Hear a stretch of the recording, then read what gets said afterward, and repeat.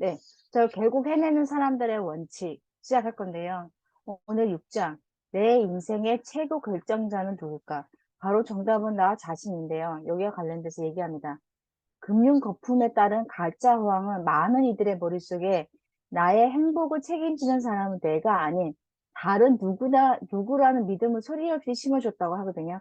정부든, 부모든, 사회든, 기업이든, 조합이든, 상사든, 우주의 힘이든 상관없다고 합니다. 다만, 나 자신은 아니라는 얘기를 계속 심리적으로 무의식에 집어넣어주고 있다고 하거든요. 내 아닌 다른 주체가 나의 인생을 찬란하게 빛내주고 뭔가 가져다 줄 것이라고 하는 착각을 하는데요. 사람들은 여기에 관련돼서 또 한 가지 수배학이나 점술술 이런 부분에 대해도 굉장히 많이 달라붙고 있다고 합니다. 지금의 내 처지와 행편 뒤에 숨은 진짜 원형을 알고 싶은가? 내 재정 상태와 커리어와 건강과 인간관계가 현재 양상을 띠게 된 진짜 이유를 찾고 싶은가? 간단하다. 거울 앞에 서보라고 합니다. 거기에 범인이 있다고. 그 범인은 바로 나 자신이라고. 내가 지금 이렇게 된 건 다 내 책임이라는 거. 형편이 좋은 것도 내 덕분이고 형편이 나쁜 것도 내 탓이다. 따라서 이제부터 모든 인생의 책임은 내가 진다라고 하는 주인의식을, 주체의식을 갖고 살아야 된다. 이분은 이렇게 얘기하고 있습니다.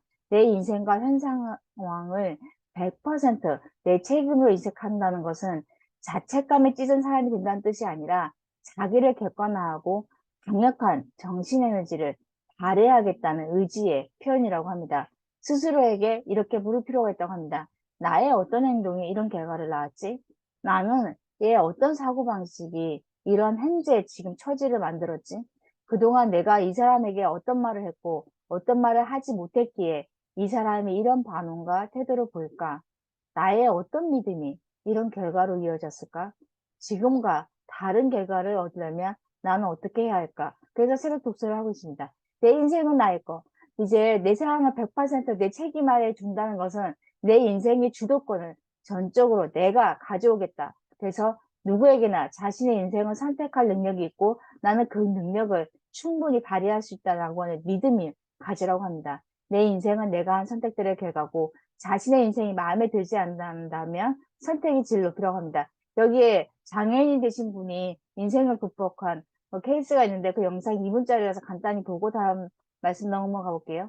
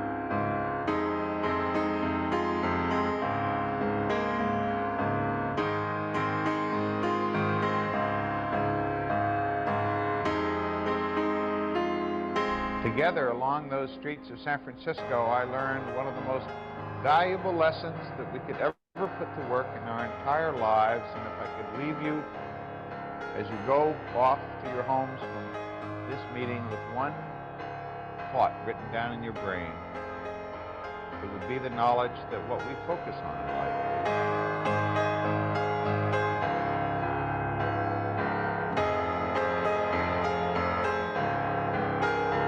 네, 이분 얘기합니다. 장애인이 되기 전에 내가 할 수 있었던 일은 10,000가지였다. 지금은 9,000가지가 된다. 선택은 두 가지다. 못하게 된 1,000가지를 곱씹든가 남은 9,000가지에 집중하든가. 이 미첼이라고 하는 분의 명언이 굉장히 가슴에 남아서 한번 이 사람을 찾아봤더니 이런 일을 하고 있더라고요.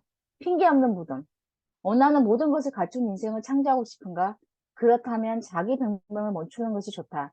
모든 탓을 다른 사람과 외부로 돌리는 피해자 행세는 그만두는 것이 좋다. 그러면서 제한인자가 정말로 제한인자라면 세상에 성공할 사람은 하나도 없다. 사항은 두 가지뿐이다. 진도를 계속 나가든지 아니면 핑계를 만들어서 그 무덤을 파고 그 안에 들어가서 그냥 닥쳐버리든지. 올 것이 오는 이유. 인간에게 같은 행동을 되풀이하면서 다른 결과를 기대하는 회개한 심리가 있다고 합니다. 내 인생이 이 모양이고 내게 있는 것이 이것뿐인 이유는 내가 같은 사고방식과 같은 행동 양식을 하면서 불구하고 나는 다른 기대를 걸기 때문에 약간 정신적인 착란 현상이 있다고 합니다. 그래서 우리는 지금 내가 이 결과가 온 건 어쩌면 나는 동일한 사고 과정과 의사결정을 반복하고 있지 않는지를 점검해 보라고 합니다. 지금까지 하던 대로 하면 지금까지 살던 대로 살게 된다. 아주 중요한 명언인 것 같습니다.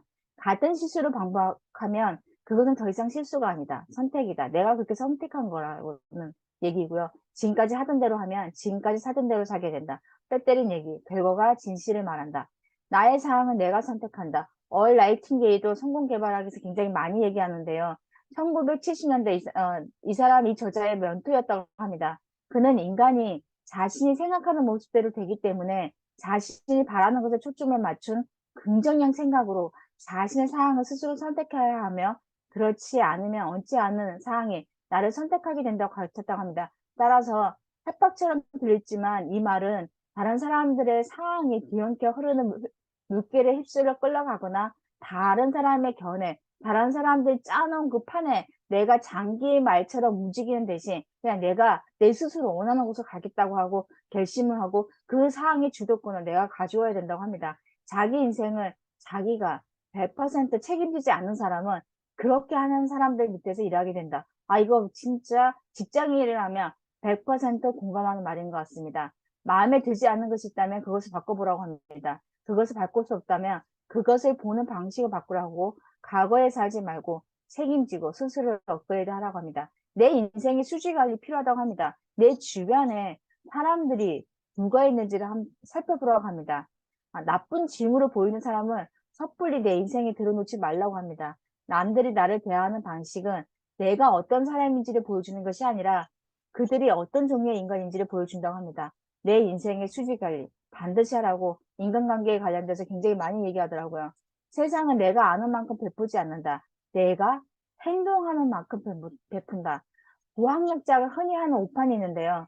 일단 졸업만 하면 세상이 알아서 자신의 노력을 보상해 줄 것으로 믿는다고 합니다. 그렇지 않다고 합니다. 내가 얻은 것은 전적으로 내 선택에 달려있다고 합니다. 부모, 과거의 악연, 일자리, 경기, 날씨, 나의 탓이 아니라고 합니다. 내 결정과 선택에 책임 있는 사람은 나고 내가 유일하다고 합니다. 그뿐이라고 합니다. 희소식이 있다고 합니다. 지금 내가 주도권을 내가 100% 행사한다고 하면 내가 유리한 방향으로 끌어갈 수 있다고 합니다. 어쩔 수 없는 해부투 인생이 원하는 대로 원투 인생으로 사는 방법, 그걸 가능하게 한다고 합니다. 여기까지 얘기하고요. 누구의 탓도 하지 말라. 좋은 사람들은 행복을 주고 나쁜 사람들은 경험을 주고 최악의 사람들은 교훈을 주고 최고의 사람들은 추억을 준다고 합니다. 저는 중만 리딩클럽에서 최고의 사람들과 추억을 갖고 있습니다. 이상이었습니다. 감사합니다.